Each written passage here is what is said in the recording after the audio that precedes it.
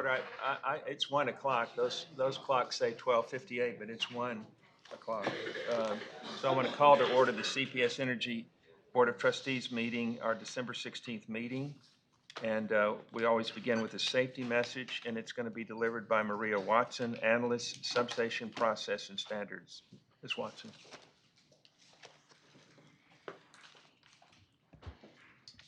Good afternoon. I will begin with a safety message.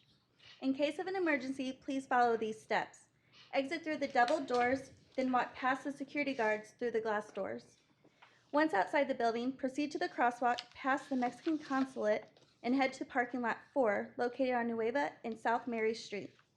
If we cannot get through the double doors, please exit through the single door on the other side of the boardroom. Once we all get to a safe location, we will receive further instructions from a member of our safety and security team on next steps.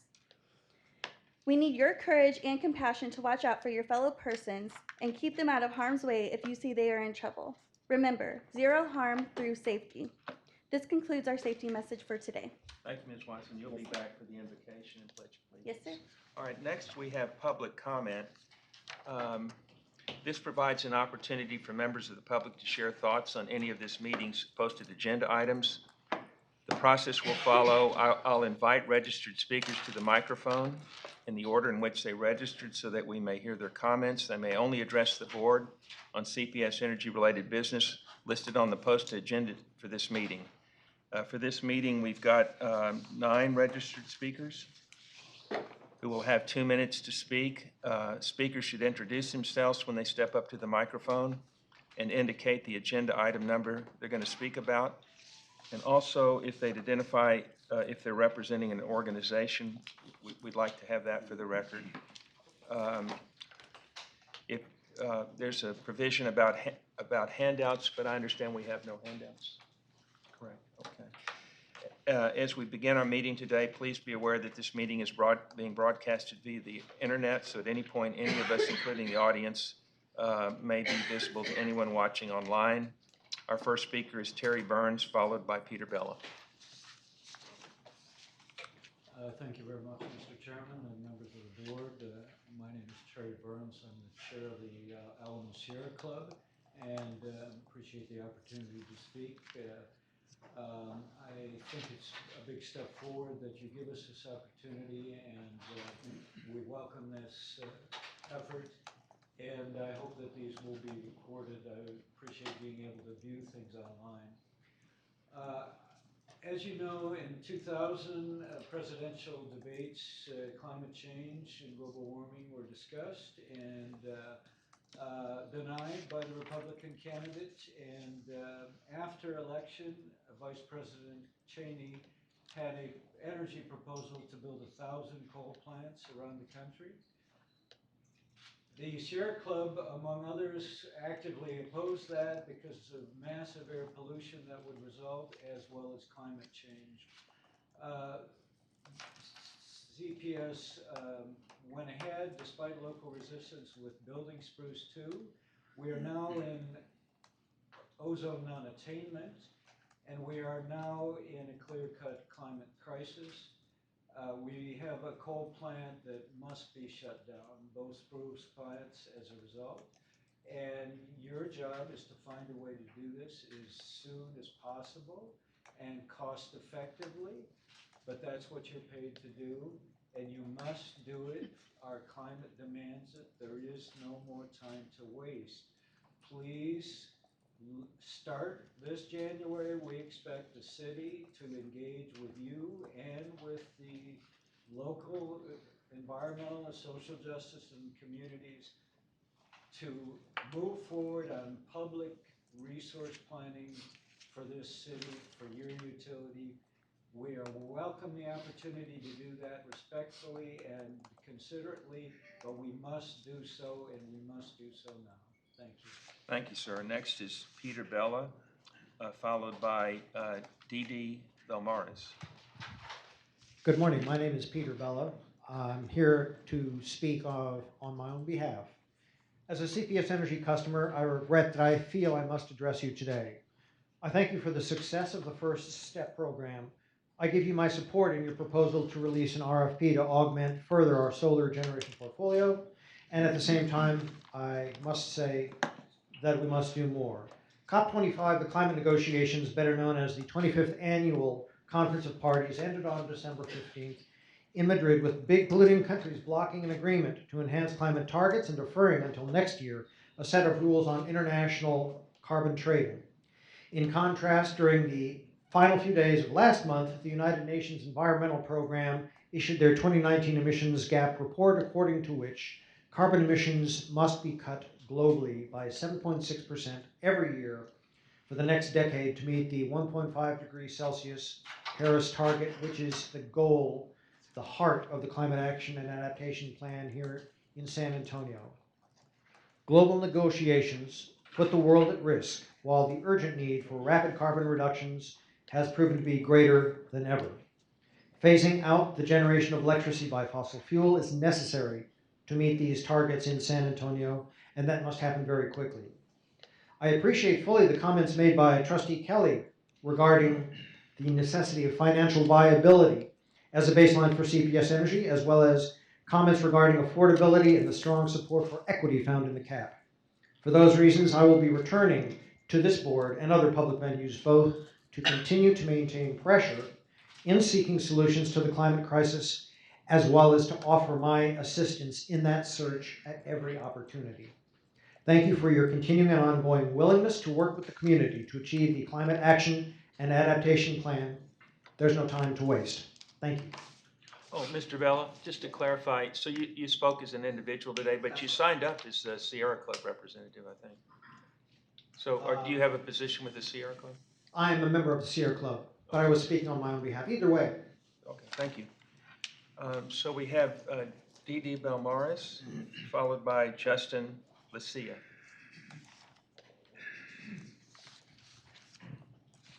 Does it still up? Thanks.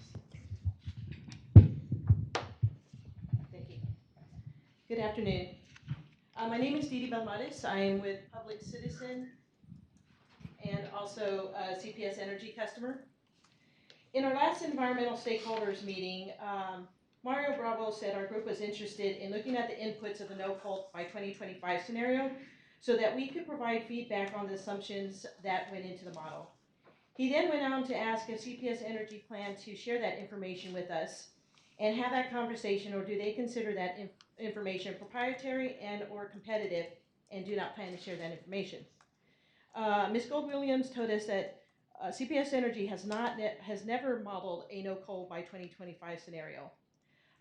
She was reminded of our conversation we had at a previous meeting with Mr. Bonin, who explained a coal model, the inputs, and how in the end nothing could be determined by the model outputs. Once again, Ms. Williams repeated that CPS Energy had done a lot of modeling before, but not on a coal scenario. I later sent an email to Ms. Gold-Williams on November 25th asking for clarification on the modeling and still have not received an answer. Don't you think CPS Energy customers deserve to have an answer on whether CPS Energy has modeled a no coal by 2025 scenario? Because the coal plants affect more than just rates.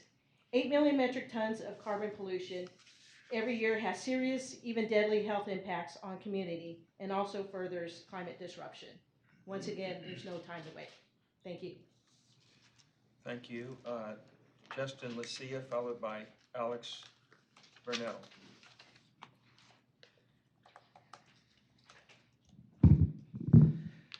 So CPS's reaction throughout the climate planning process to the community's call for rate and energy generation transparency demonstrates the necessity for systemic change to the management of our supposedly public utility. We have delayed for over 2 years that we desperately needed to start the planning and conversion process of our vital infrastructure to sustainable systems in order to meet our climate goals, because of a few officials that are loyal to fossil fuel interests. The only solution is to fully municipalize CPS and create fully public rate setting and generation committees made up of members of the community and not private interest groups. And that is why we have no time to waste. Mr. Lucia, are you here with the group or as an individual? No, I'm here as an individual. Thank you very much. All right, so we have Alex Burnell, followed by Chrissy Mann.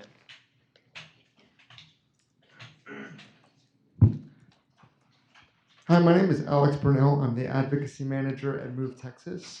We've come here today because Move Texas fights for young people all across the state of Texas.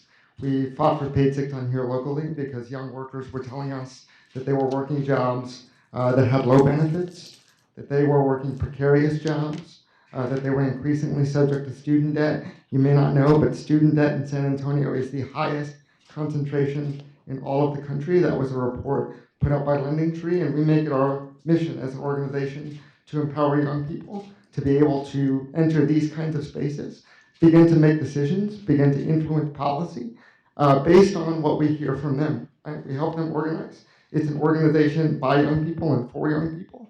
And we're here today because this is yet another question of by young people and for young people. One of the things that you've heard a lot about is the continued existence of the Spruce Coal Plant and whether or not we'll continue to generate energy using the Spruce Coal Plant.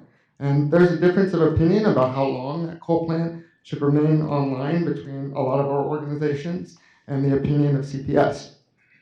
If you look worldwide, young people are leading the climate conversation, and that's because there's an impasse between sort of our daily jobs, that is what we do administratively, what we oversee in terms of a company, and the gravity of a crisis that young people see all across the world. You know, it's young people leading a conversation urgently, as we intend to do here, right? We believe that it's irresponsible for the coal plant to remain open until 2060, and believe that the coal plant should be closed as soon as possible. And we intend to bring young people to bear on the conversation because without our input, it's clear that our leadership will not make that happen. And so I just wanted to make it clear that just as we fought for paid sick time and the rights of young workers, just as we fought for site release to make certain crimes citation eligible, we'll continue to fight for young people in this space as well. Thank you. Next is Chrissy Mann, followed by Kaiba White.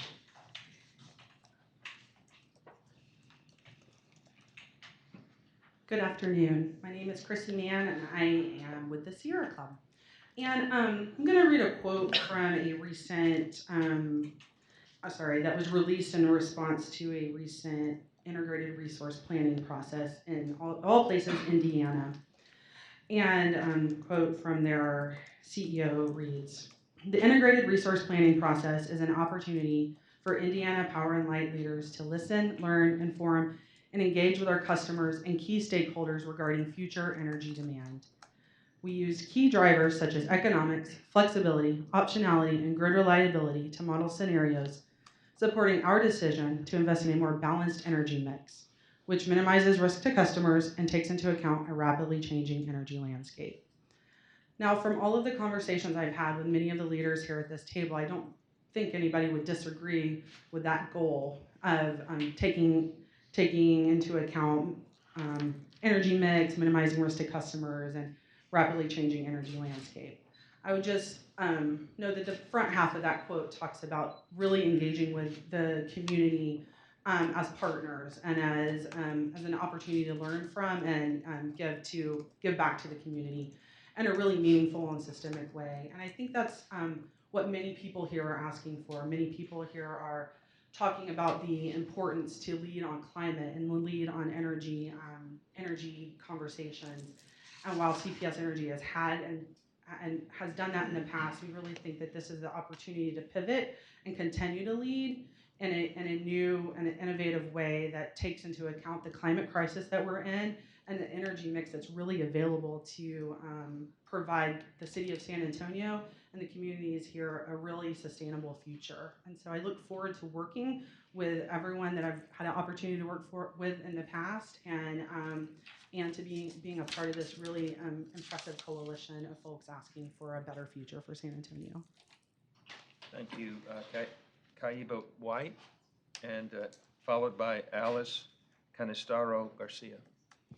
Hi, my name is Kaiba White, and I live in Austin, Texas, and I'm here on behalf of Public Citizen and our local membership and supporters here in the San Antonio area. I spoke to you at the last meeting about an issue that you were discussing regarding a potential contract for a natural gas power plant. And I am glad to see that that item does not appear to be on your agenda today. And I know my colleagues who attended the last environmental stakeholders meeting were told that that process would be slowed down and potentially go through a competitive bidding process. That is good news.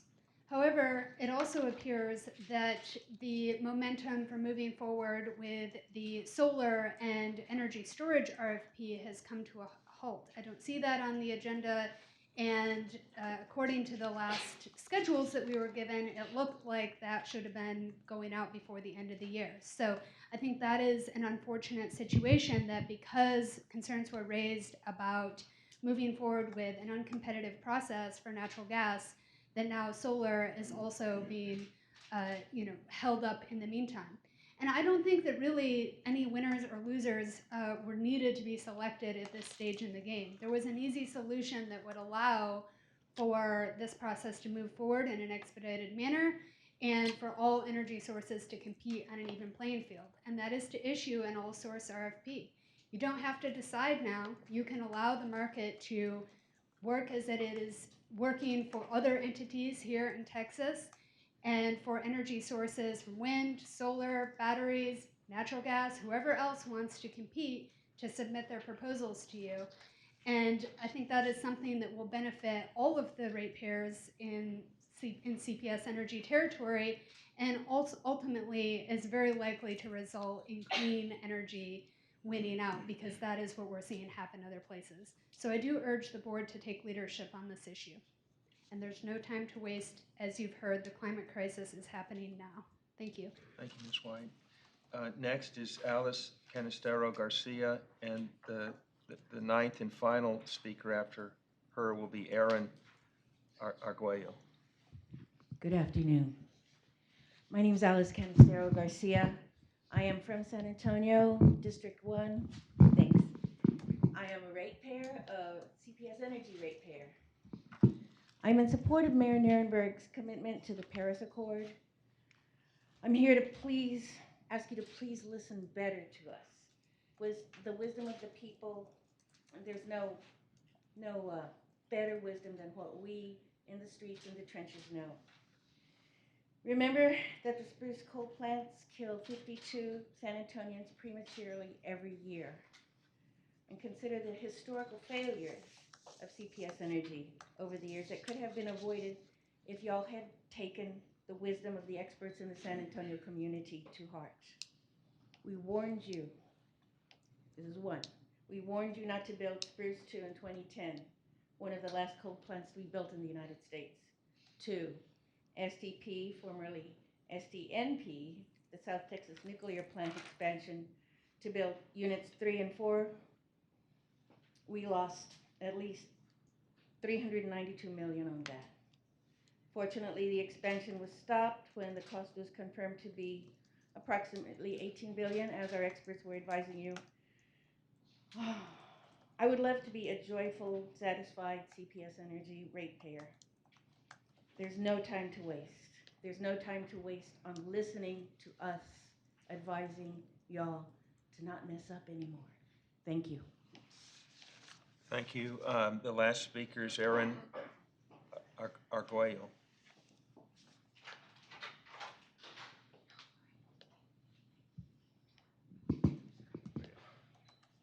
Good afternoon.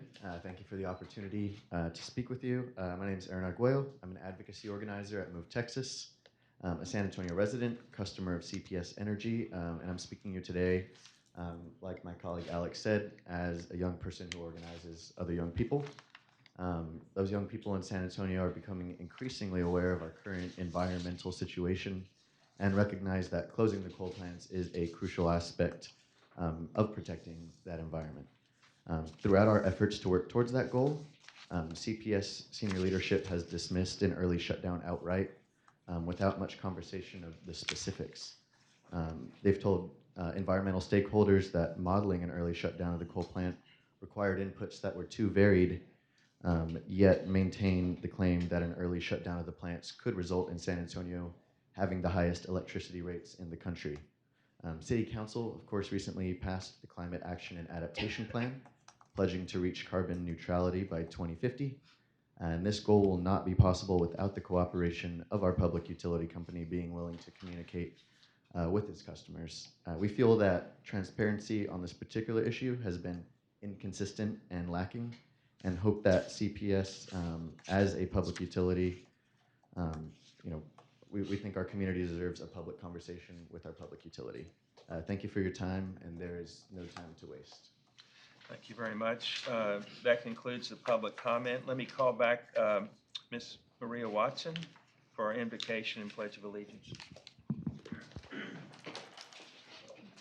Will you please stand with me for an invocation?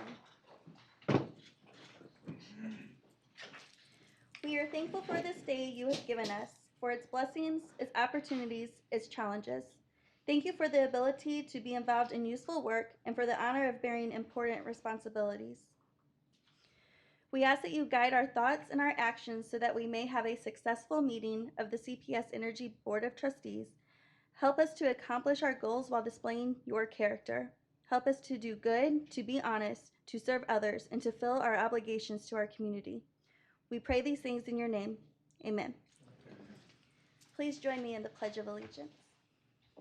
I pledge allegiance to the flag of the United States of America.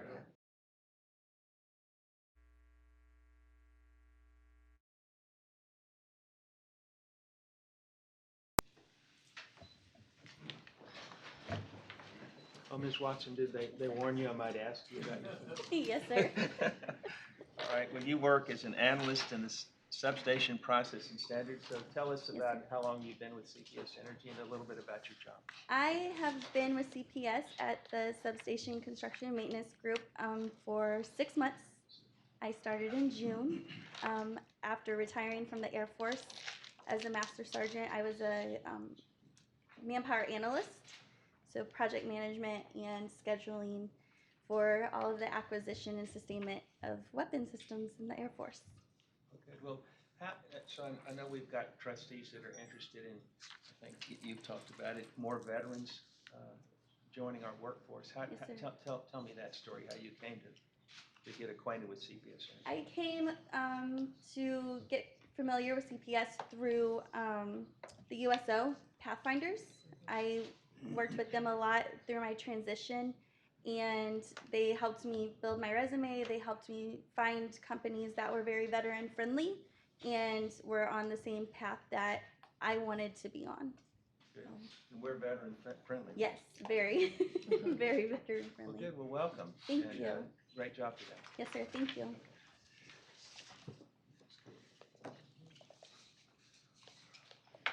I want to mention that, again, we're honored and pleased to have Councilman Courage with us today. Councilman, you want to stand up? And I always give the opportunity to say something if you'd like. No, I'm just here to listen. All right. Thank you. Thank you for your interest.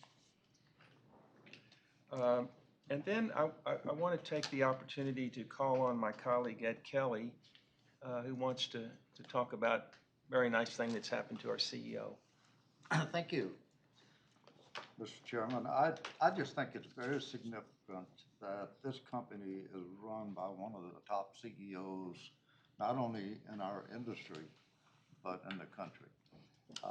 And she has been selected to receive an extremely prestigious award that was awarded by the SP Global Energy operation, and awarding her a tremendous recognition for the work that she's done in this industry.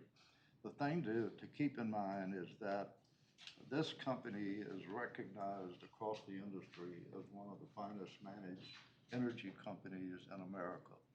And the reason for that, or a big reason for it, is our CEO, Paula Gold Williams. She puts in a tremendous amount of time and effort into this job. And so she was recognized last Friday in New York City for the 21st annual S&P Global Energy Award. And if you think about it for a second, S&P Global is a group that operates worldwide in 150 countries. It is a company and an entity that is the premier consultant, information gathering, metrics gathering group in the utility industry. So this is not an award that is just some kind of a local something or other that you picked up because you made a nice charity to somebody. This is a significant international and national award that could have been accorded to any CEO in any utility in the country, and yet it went to our own Paula Gold Williams. And so I'm very proud to serve with her as a part of this board. While I've got the floor, Mr. Chairman, I'd like to mention a couple of things, though, that I'm sure when the panel of judges were looking at the different award potentials that they looked at with Paula. Number one, we are the largest municipally owned utility in the country. That's significant. Number two, we have the highest credit rating of any utility in the country, with the exception of the TVA, which happens to be a government agency. But there is not a utility in the country that has a higher credit rating than we are. We also have among the lowest utility rates of any major city in the country, and that was pointed out here that of the 20 largest cities in the country, we are among the very lowest utility rates. We also have among the highest service levels of any utility in the country. All of these metrics are metrics that come about from professional rating agencies. This is not our internal stuff that we're talking about. This is third-party metrics. The other thing that people don't understand is that we give the city of San Antonio roughly $1 million each and every day out of our 14% franchise fee. $1 million a day goes to the city of San Antonio. And that $1 million a day is the largest single item into the general budget of the city of San Antonio, larger even than the total real estate taxes that are paid to the city of San Antonio, meaning that if this city wanted to keep its utility or keep its services at the same level and didn't have CPS Energy, they would have to double the real estate taxes. So people have no idea what this company is about. And it takes a third party, a group out of New York, a group on a global basis that has the ability to understand just how great this company is. And the greatness comes largely because of the work of Paula Gold Williams and her team, and I think she deserves a tremendous amount of recognition for that. Yes, sir. Go ahead, Dr.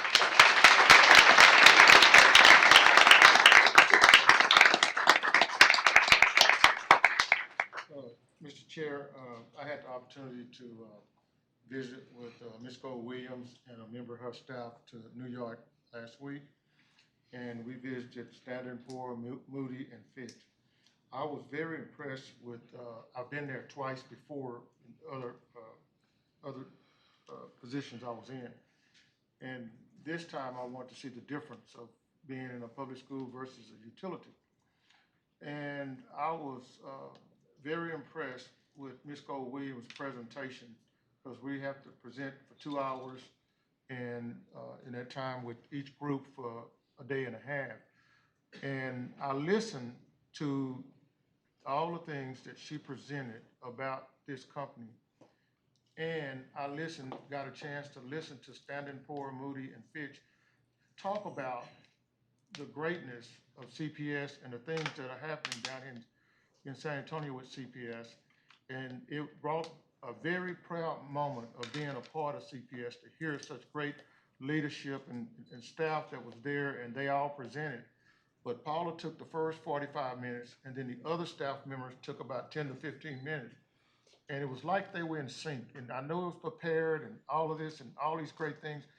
And I watched, Moody and Standard & Poor's, I watched them take notes, and they never came back and says, hey, I have a concern or a problem or whatever. They've been watching us for a complete year. They've been doing telephone interviews for a complete year. And I think Paula and her team did a great job in presenting the facts of the things that are going on. And then I was surprised, not surprised, but it was always great to hear these companies say good things about CPS. And like Mr. Kelly said, the Tennessee Valley Association, through their government uh, financing, backing them, is the only reason they got a AAA. But we were right behind them. And each company had mentioned that. And my question at the end was, what is it gonna take for us to get a AAA? And they explained that, Paula, we listened to them. And they talked about the reasons that we're where we at and what it would take to get there. And it was very surprising to hear the comments, which I never heard before. But, they talked about the leadership of CPS and Paula doing a great job. I was always glad to hear that, and her leadership team. And the individuals that work, because not just Paula herself, it's the individuals that work for CPS, and it's the prior leadership in years to come to build this, where Paula can continue with this. Because they talked about all of that, because people before Paula came with greatness to move this company to where it's at. So it was a pleasure to be a part of that team this past weekend. Thank you, Dr. Mackey. Thank you for Last weekend. yeah. Thank you for taking the time to do that. Paula, well, you heard a lot of nice things. What do you have to say?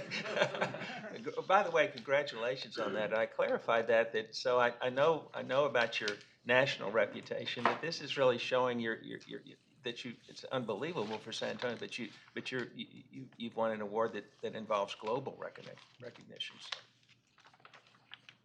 It was an amazing night. Many of us call it the Oscars of our industry because it is international. There were winners in the United States, but there were winners across the globe. And when you sit there and think about the extent of what they did to assess, they assessed hundreds of companies, all different types, not just utilities, but energy companies. But I would say that it made me proud to be recognized as CEO. Some people, may not agree, but they recognize me as a trailblazer. But I absolutely believe that they recognize in CPS Energy. To Dr. Mackey's point, we have been around for 160 years, and we've done a lot of great things. And we are still doing great things, and we are still thinking about how to do the right thing for this community. We have 3,000 wonderful people that aren't in this room. They're out all amongst the community, working hard to provide service that's affordable, that's reliable, that's resilient and secure, that's safe, and we are taking into consideration major changes to help the environment. And we've done all that being a business owned by a community. Our foundation is financial stability. And I think clearly what we've been able to do is optimize our assets for the benefit of this community and keep our rates low and manageable as possible. And so it's hard, it's not perfect, it's an imperfect position to be in. There's always things that we're thinking about. We're always trying to figure out how to do better.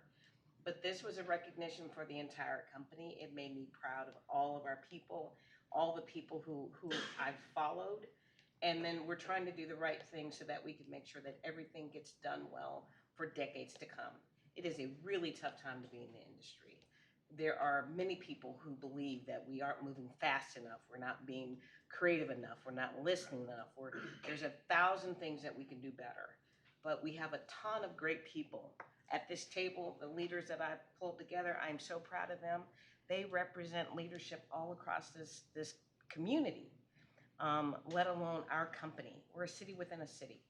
And so even though it's imperfect, we were recognized that we are doing things that other companies haven't been able to do, or we're in a league with people who are doing great things. So whether or not it means a lot to some people because it's not exactly what they want, we know that we are directionally correct. We know that we are doing the things for the right reasons. I am motivated to do a job in a community that I'm from. I'm a customer. I've been a customer of CPS Energy longer than I've been a CEO. And that means a ton to what we do in our leadership here. It ain't easy, but we love what we do. And we're out here every day and we're listening to everyone we can. And we have our ears totally open to everyone. So it made us proud.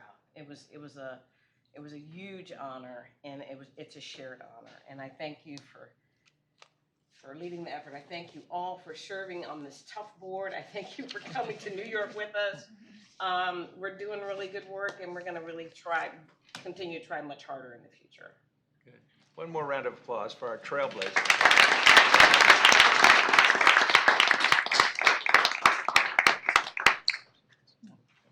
So, Mr. Kelly's going to have to leave at 2:45, so we're taking some things a little bit out of the order that we normally do. So we're going to go ahead and convene to an executive session now. So, Ms. Shellman. Yes, sir.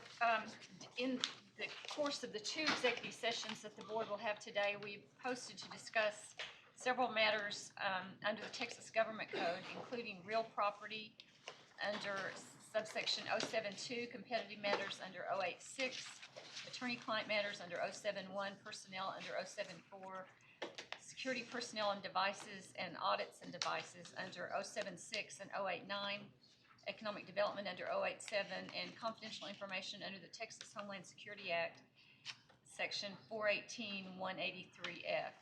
And we will now, it's 1:36, we will recess into executive session.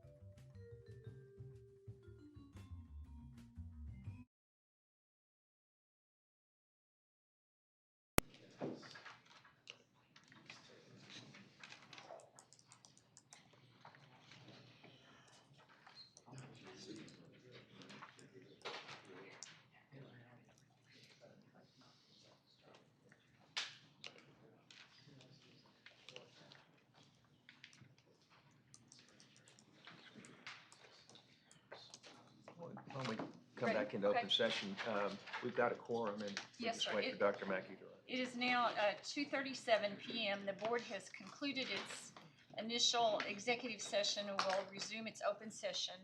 During the executive session, there were real estate matters discussed, but there's no action that's going to be taken now, and while we are posted for a vote, there will not be any discussion or vote. All right.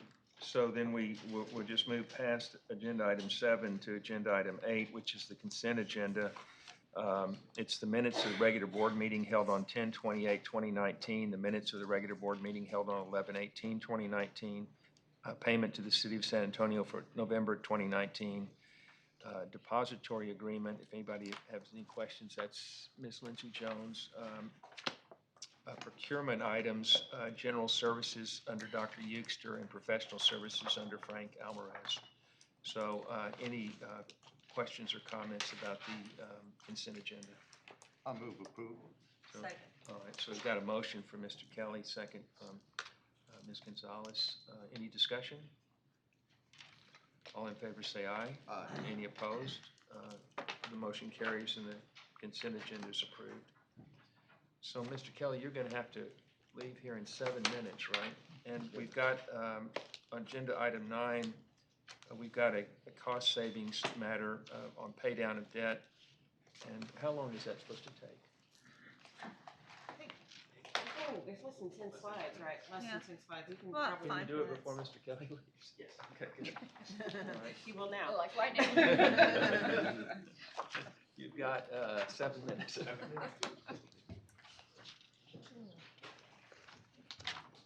Good afternoon, everyone. So this afternoon, I'm excited to update the board on another cost savings opportunity that we hope to achieve by paying down debt. So therefore, we're going to be seeking board approval at the end of this presentation.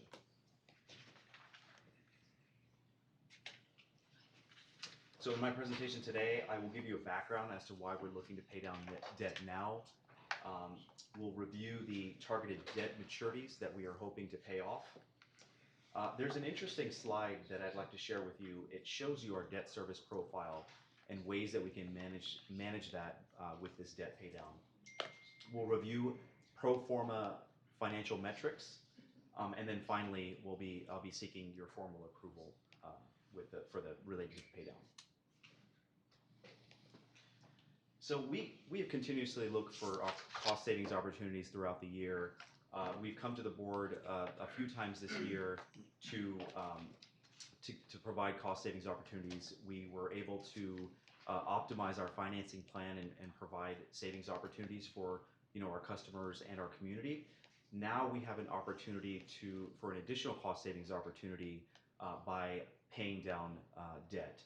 And this pay down of debt will lead to about $6.8 million of interest savings, which will impact our customers and our community. As a reminder, we last fiscal year, so it was earlier this year, we were able to pay down debt and achieve about $3.5 million of savings. We were able to pay down about $103 million of principal to achieve those savings last year. So why are we looking to do this now? As I mentioned in the previous slide, this opportunity provides about $6.8 million of interest savings. And the other benefits to this is that I'll show you on a subsequent slide here, but our debt service is starting to increase, and it's going to peak in around fiscal year 23 and fiscal year 24. By paying down this debt, we'll have an opportunity to shave our debt service and levelize our debt service going forward. Additionally, in the years that we target this pay down, we'll be able to benefit our financial metrics. Let me, you're saying you're using cash. Is that cash that we have on the balance sheet or that you will generate between now and then? So this is actually a use of cash other than investing it in the short-term markets. They're going to take that cash to pay these debts down. That's correct. And are there prepayment penalties or yield maintenance clauses or anything on that debt? There are not, yeah.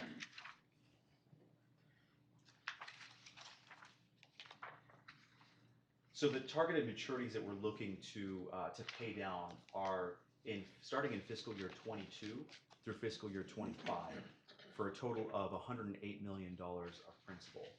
And we're looking specifically at these maturities because we're looking to smooth out and levelize our overall debt service profile. So you'll see this, I'll show you this profile on a subsequent slide, that we have the opportunity to kind of flatten this debt service going forward.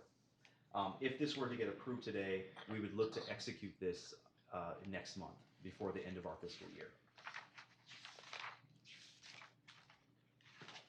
So this is a really interesting slide because it shows you our our total debt service starting in fiscal year 21, running through fiscal year 2048. And so the total debt service includes both our principal and interest in any given year. Now, if you look over to the box that's highlighted here, this shows you that our debt service is starting to increase, and in fact, it peaks in fiscal year 23 and 24. Now, the bar graph that is highlighted or shaded in yellow and in green represents the impact that paying down this debt would have. So you'll see that as it peaks in 23 and 24, now we have an opportunity to flatten this debt service before that debt service reduces and then sort of plateaus. So this is good from a budgetary standpoint in terms of having a smooth debt service profile. In addition, we can be more strategic and we can take advantage of market opportunities and as we think about future debt issuances and place that debt where it's most opportunistic for us to do so.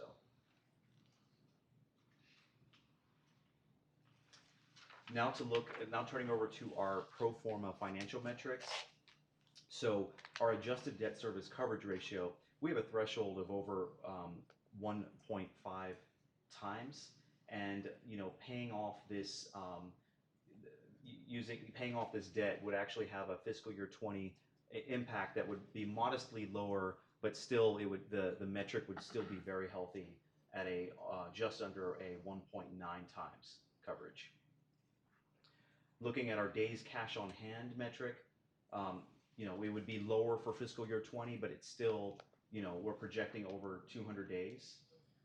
And then finally, in our debt to capitalization ratio, we have a long-term target of achieving a 60% or lower. And so this aligns with that strategy. This helps us get a little bit, directionally lower in achieving that overall long-term target. So we're looking at about 61.1% is where we're projecting. And as a reminder, this, on top of benefiting these metrics, we would look to, we're going to, as mentioned earlier, we would incur about $6.8 million of interest savings as a result of this paydown. So with that, I'm going to formally ask for the board to approve the resolution that gives authority to either the president and CEO or the CFO and treasurer to execute the paydown or the defeasance, which is the legal terminology of the bonds and the related documents, for an amount up to $125 million at either the senior lien or the junior lien level through the end of this fiscal year. And as a reminder, this only requires board approval. City council approval is not required. Okay. All right. I'll move that we approve the resolution. All right, so we've got a motion by Dr. Mackey, seconded by Ms. Gonzalez. Any discussion? Well, I think it's a smart move on behalf of the company that they're deleveraging the balance sheets, number one. Number two, they're arbitraging their cash because you can't get a return on your short-term investment like you can on your debt savings. So I think it's a very smart move, and I congratulate you on doing that. Thank you very much. So I certainly support it. Good. Any other discussion? All in favor say aye. Aye. Any opposed? The motion's approved, and so the resolution's approved. Thank you so Excellent much. job. Appreciate it. Thank you. Mr. Kelly? Happy holidays. Happy holidays.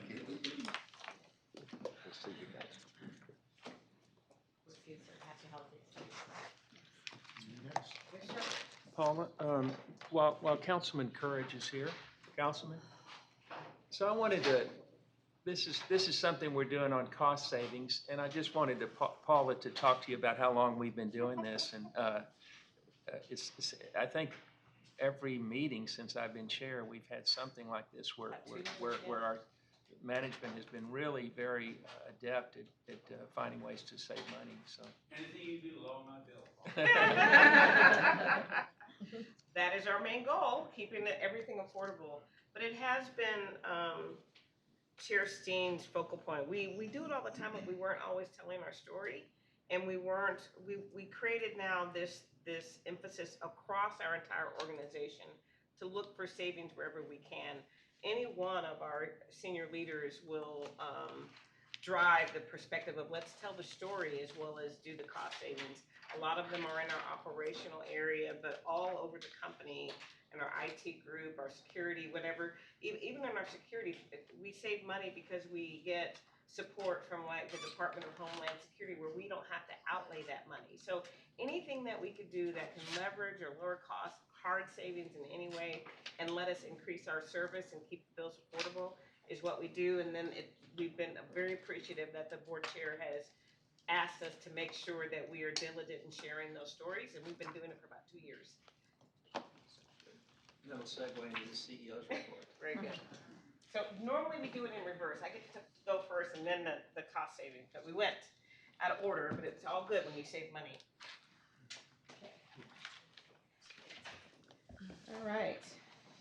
So I'm going to give a little bit of insight into the agenda, although we're kind of having to split the agenda up, but I'll tell you what we're encountering, give a little bit more context. I want to go ahead and share some stories about things that are happening on the energy landscape, not just in San Antonio. So I'm going to share some of those stories, and then a little bit of takeaways from the rating agency visits that we did last week. So as everyone knows, we went into executive session on property sales. We have been on a mission all year, almost, in our effort to take excess properties that we do not need to maintain our systems and liquidate those properties. Properties are valuable in San Antonio, but if we don't need them for our system work, then they would be better served if we went ahead and sold them. So CBRE is our consulting firm that the board approved a while back, and so we are in the process of that. We didn't execute any at this meeting, but we do expect in the early part of 2020 that you will see the board take action as we bring individual properties up. And basically what we're looking for is they're viable offers. We have to assess them, we have to come to terms, and we have to have good negotiated contracts. And then we will explain to the board whether or not we're on target with the things that we thought in terms of market value and those terms, and then we will get the approval to execute. And Paula, we Yes, like sir. to think of this as this coming year, we're going to have a new headquarters, that we're disposing of these properties, and in my mind, we're putting that money into our new headquarters. Definitely.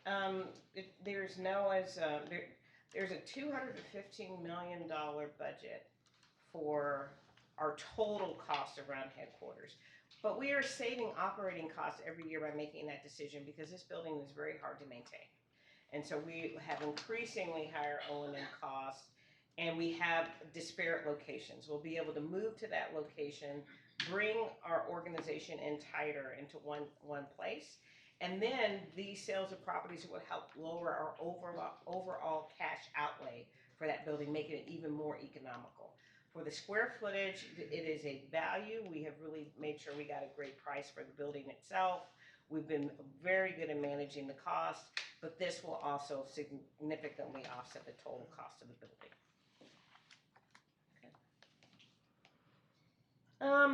You already approved it, but I just wanted to make sure that it was clear. We have banking services, so all of the revenues and all of the costs that we have, and you know, we're a company where all of our cash requirements and all of our revenue input flows through our balance sheet. And so it's important for us to have a really good banking relationship to make sure that we can do all the transactions that we need to do. And so getting a depository services banking arrangement updated is an important thing that we do every several years, and this was something that the board has approved and allowed us to do. So, of the procurement items that the board went through, ultimately tree trimming. Tree trimming is a big part of our whole system. We don't have enough resources to put all of our lines underground. We are going to do more strategic undergrounding where we can improve the reliability and make it cost effective and use different techniques to help save money. You'll hear more and more of that. But still, we are a community that embraces trees, and so we have to have tree trimming. And it has to be very strategic. We work with homeowners. We try to make sure that homeowners really are consulted before we cut trees. And then there are city ordinances that we have to make sure are followed so that we don't cause more damage, oak wilt and things like that happen. But it's a big deal. There were multiple vendors. We had diverse vendors included in the whole package, but it's a big deal. $30 million of tree trimming over 3 years. And then we had some engineering services on the headquarter project, just a part of additional work that we needed to do some additional testing, included in our total budget. In no way is it causing us to go over, and that contract goes on for those engineering services and others into the future. So you saw the proposal that we had on the partial pay down of bonds, and that was approved by the board. Pay down of debt is something that happens solely at the board table. If we were issuing debt and taking on more debt, then the board has to approve that. Then we have to go across the street. But it's we have less issues in trying to pay down debt. I also wanted to point out too that just like we got rid of we had a flex revolving rate note. We decided that we didn't need that. We really look for other ways to take down debt, either to create more capacity or just to lower our overall profile.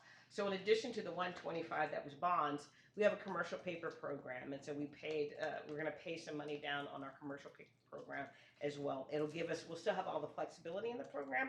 We just won't have as much debt accumulated on the balance sheet for that. Again, just trying to use our cash wisely.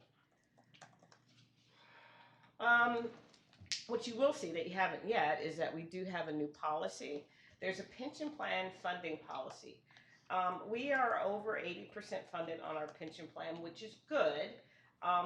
The Texas legislature, just like our board, wants to make sure that we are striving all the time to be 100% funded and really doing a good job of managing those assets and the trust that we have.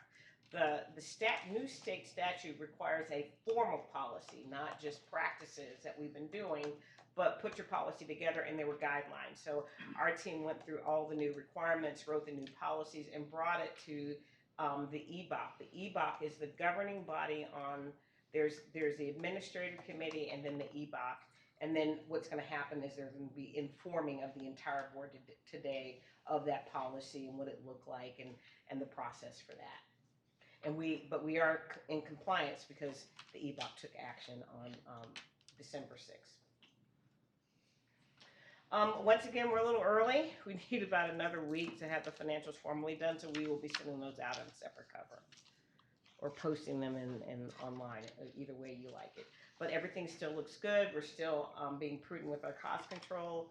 Our wholesale revenues came in and have been solid. We're still, active in the market, and our metrics are still strong, as you saw earlier. Okay, so again, in the boardroom continues to be a place where there's a lot of discussions about our speed and the things that we're doing. And I just wanted to highlight again that, while it feels like San Antonio is lagging, I think what I want to do is make sure that I talk about this is truly a global phenomenon of what to do in the energy versus the environment. And so I'm going to use meetings periodically to give you a highlight of some of the articles that we get. Now, we are studying all the time, and there's a ton of articles that we get, and anybody who wants to read with us, feel free, we can share more. But here are a few headlines that I wanted to highlight. So I think the highlight of this is that the financial community is poised to continue to look for methods to support renewable energy. And so there have always been this concept of renewable energy bonds. I don't think the appetite for that is going to go away. I actually think it's going to increase, and there will be more funding mechanisms for non-emitting technologies and for renewable type solutions. The thing to point out is that we typically don't long-term finance, particularly renewables, because of the tax codes and the ability for a private industry to actually create the solar and wind farms. They can do the whole development of the project, get the tax credits, we take the offtake, they have the capital investment, but we ultimately get the benefit of the power. That has made historically, year after year, these projects more economical. We can't go after federal tax credits. We don't pay a federal tax bill. So this gives us the best of all worlds. But ultimately, those tax credits are starting to fade away. I don't actually think they'll go away completely, but they're going to be less impactful. The price of renewables is coming down. So you might find that we're going to come to you in some cases to actually do bonds sometimes versus PPAs. But we'll keep you updated that this is a structure that is possible for us to do. Yes. Paula, can you provide a specific example or just an example of direct ownership and bond financing? What would that look like for CPS? It would be that we would take the whole project itself and probably put out $1 billion project to build a ton of farms over like a 3-year period. Mm-hmm. Yeah. But of what technology? I mean, this is just like future forward. I'm not holding. No. This isn't necessarily just speaking to new technologies. You could even do this with solar or a wind farm or energy storage, depending on how what we're trying to do there. So it may be new things on the horizon, but I'm just saying that these products are available today, and they'll be available, I think, more abundantly in the future on the financial side. Okay, and again, we continue to look at different technologies. This was a pretty interesting headline that happened recently.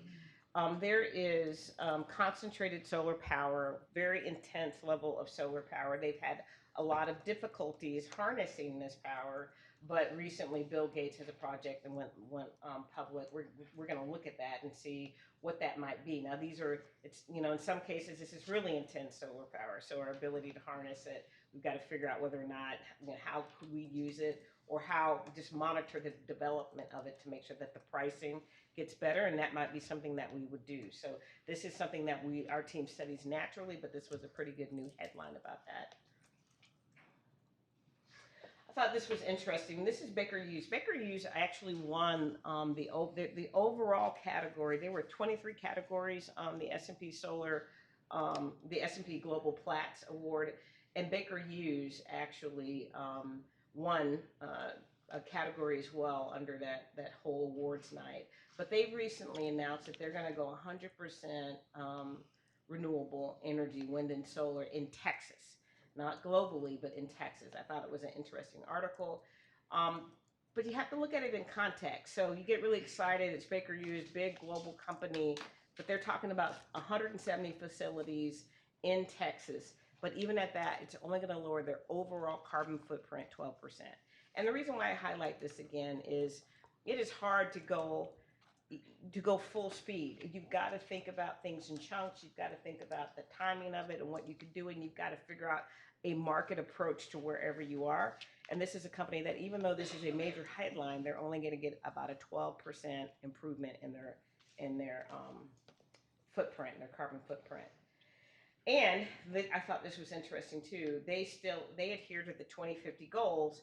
They clearly are focused on net zero emissions, because there are certain aspects of their production that they've got to think about whether or not they can do things like capture the carbon or go forward. So it's interesting to watch other companies and see how they're actually moving forward.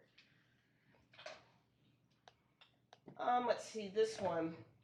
This one is just, I thought the headline was interesting. The article was it was more so about moving faster. The things that we heard in our public comments session, move faster, you need to get there. But the headline is, our city climate goals too ambitious, leaders worry about compressed timelines.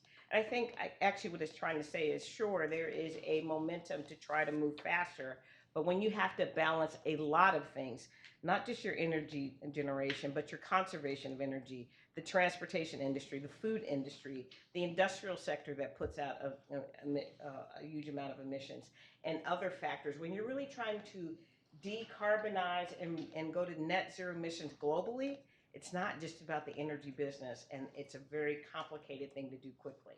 And so I thought this was a really good article that kind of talked about those pros and cons, even though the goal was really good. Can we go faster, and how difficult will that be? So this is a public utility, a peer of ours, LAWP, and it's interesting. Now they're in California, so everybody thinks that California has gone totally renewable. They still have gas as a big part of their total state's generating capacity, the portfolio. They are getting out of coal. They have a plan to do that, but they're relying on natural gas. And they're looking at new technologies like hydrogen. And hydrogen is one of the new technologies that Fred is going to be deeply studying in his team. What can we do today with being able to do some existing activities, but long term, is there something that we can do around hydrogen? There are pros and cons with every single technology. We're trying to figure out, is there an opportunity long term for us to do something here based upon the fact that gas is a key part of our portfolio. And then I'm going to continue to talk about Georgetown. And then this was another interesting headline. I mean, we all know Georgetown in 2015 had tremendous goals and made national headlines with its approach to doing, they thought that they could go completely solar. They had some challenges, some significant challenges in trying to do that. One of the biggest challenges is, if you're in a very expensive energy market like Japan, then the ability for you to implement different types of technology and maybe energy storage is easier because the price of power is higher. In Texas, we have some of the lowest rates of all the large 20 cities. We have very low rates inside of the state of Texas.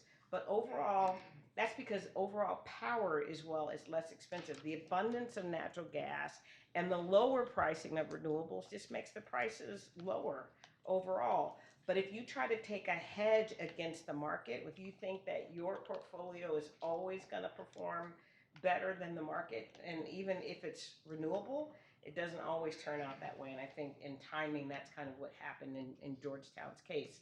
What I thought was fascinating is they actually are using Shell to help them move forward. Now, Shell has an evolving aspect of more renewables in its own portfolio, but it's a oil and gas company that's trying to be helpful and also is going to look at all the dynamics in a particular market to try to help them going forward. So I thought that was a pretty interesting thing, and we're going to continue to monitor them.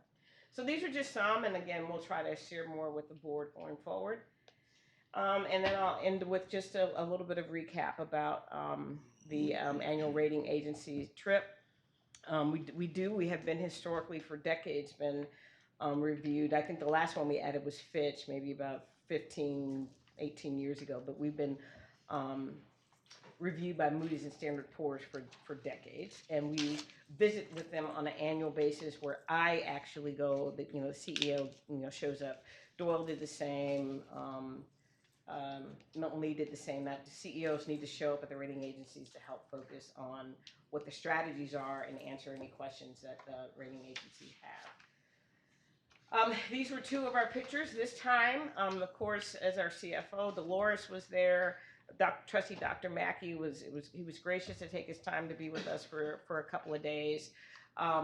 We had Shannon Albert there in the middle there with the nice, lovely jacket on, who really actually has a day-to-day interaction with the rating agencies with Gotham, and make sure that we're really answering their questions and getting information to them. We decided this time to also focus on the issues around gas and safety and security, and then also our EIT group and our digital strategy. And then we made it all flow in terms of things that will ultimately help us into the future. That was kind of our perspective. And so we tied it all into the flexible path. We did share with them our plans to pay down debt, and we every single time we ate up all our 2 hours and more. And so just a couple of additional things. The rating agencies aren't going to say that solar is the only thing that you should do. They're not going to say that gas is the worst thing you can do. They do understand the implications of trying to continue with coal in this day and age. Their perspective was they don't have an opinion, but they do want organizations to come up with their strategy and their risk mitigation for wherever they are in the spectrum of their portfolio. And so they appreciated the fact that we were taking in a lot of considerations and using the flexible path strategy to think about a way to move forward. And they were familiar with the fact that it took us 6 years to get the Dealey units closed, and that anything that we might do in the future would be one that we would take a lot of things into consideration. Again, And even on the coal unit side, I mean, we keep in mind where people think about the ideology of the plant, we have hundreds of people that run those plants day in and day out. And we did a great job with Dealey and transitioned them to other parts of our operation. That's our goal every single time, because people have devoted their lives and their careers here. And so you don't do it flippantly. You really think about what makes sense after you also think about keeping things reliable and keeping all the services affordable, those kind of things. So that whole message, they get that. And we had a good conversation around that. We talked about the flexible path. And ultimately, they were very interested with the different things that we're running into between on the nexus point of energy and the environment. That's it. Thank you. Any questions or comments? Thank you very much. Let's move to committee reports. And agenda item 11 is the Technology and Innovation Committee meeting held on December 3rd, 2019. And in connection with that, the Aligned Risk Subcommittee meeting held on the same date. And that's Trustee Janie Gonzalez. Yes, sir. We met on the 3rd of December. Very small agenda. Basically, we approved the minute meetings from the prior meeting, which was held September the 5th, 2019. We received an update on the Alamo Area Regional Radio System, the Alamo Regional Security Operations Center, and fiber and network communications projects. In addition to that, we reviewed new action items generated from the session, and the next meeting is to be determined for the new year of 2020. Good. Thank you, Ms. Gonzalez. Anything else? Questions? Any questions or comments? All right, let's move to item 12, pension plan funding policy. And this has you, Ms. Shellman. Oh, I'm sorry. Go ahead. Sorry. Not that it's exciting, but we also had the risk of. I got ahead of you. Got ahead. It's okay. I'm bringing them back. And so the Technology and Innovation Aligned Risk Subcommittee took place. It took place December the 3rd. As part of that agenda, we reviewed the following things. First, the meeting minutes were approved. There were of the meeting held September the 5th. We reviewed and discussed action items from the prior meeting. And then we had a couple of presentations on risk mitigations related to the enterprise information technology and integrated security. And then, of course, the meeting was concluded, and we don't have a date for the new meeting for 2020. There you go. Okay. Any questions or comments? Thank you, Ms. Gonzalez. We ready to move on? We're ready to move on. Item 12, pension plan funding policy. And Ms. Shellman, you're listed as the presenter or sponsor. I'll just introduce Senior Director of People Services, Deborah Wainscott, who's going to talk about the pension funding policy that Paula introduced. And I will say that Xandra Pulis, who's one of the Deputy General Counsels, worked along with several other people to help Deborah on this, but she's not here today. So, thank you. Good afternoon. So as Paula mentioned, the EBOC did approve the funding policy for the pension plan December the 6th, and then we'll just go over quickly what we discussed at the EBOC meeting. First, we are going to review the new state law that requires the funding policy for the pension plan, and then we'll review the funding policy itself that was approved by the EBOC. The agenda discussed the new law and outlined the funding policy. So the Texas Government Code, Chapter 802, Section 2011, is a new state law that requires a written funding policy be approved by the governing body of the pension plan, and it requires that you provide details on achieving 100% funding. The Texas Pension Review Board worked for several months after that new law was passed to develop guidelines for developing a funding policy, and we closely monitored the Pension Review Board's work on that and the guidelines, and used those as a framework for developing our funding policy. So the policy objective in the very first sentence of the funding policy is to achieve 100% funded ratio in compliance with the requirements of Section 802.2011 of the Texas Government Code. The written funding policy is consistent with the historical practice that we've followed, and that is that the plan's actuaries calculate the actuarially determined contribution. That is what the contribution is referred to, and it's based on the projected benefit payments. That has been our practice, and that is consistent what we've included in our funding policy. The annual contribution to the pension trust has consistently been at least that actuarially determined contribution. And as I mentioned, the policy is consistent with historical practice. It's in compliance with the Texas Pension Review Board's guidelines for developing a funding policy, and it is, of course, in compliance with state law. The funding policy was drafted and reviewed by our actuaries and investment advisors. They helped us to develop the initial draft. We worked with the legal team closely to finalize that funding policy, and then the administrative committee reviewed and recommended to the EBOC that that funding policy be approved. It was adopted on 12/6, as I mentioned, and so therefore it's in compliance with the requirements that it be adopted by January 1, 2020. Another component of the state law is that it must be submitted to the PRB within 31 days of approval of the policy. It must be maintained for public review at the main office, and updates will be proposed as needed. As changes are required, it will be brought back to the EBOC for approval, and then we will update the board if there are any changes and any new funding policy. That is all I have. Any questions? Any questions or comments? Thank you, Ms. Williams. I appreciate it. All right, we've got an executive session Yes, so we're going to scheduled. continue the executive session to discuss the remaining items that I had previously described. It's now 3:14. The board will recess into executive session.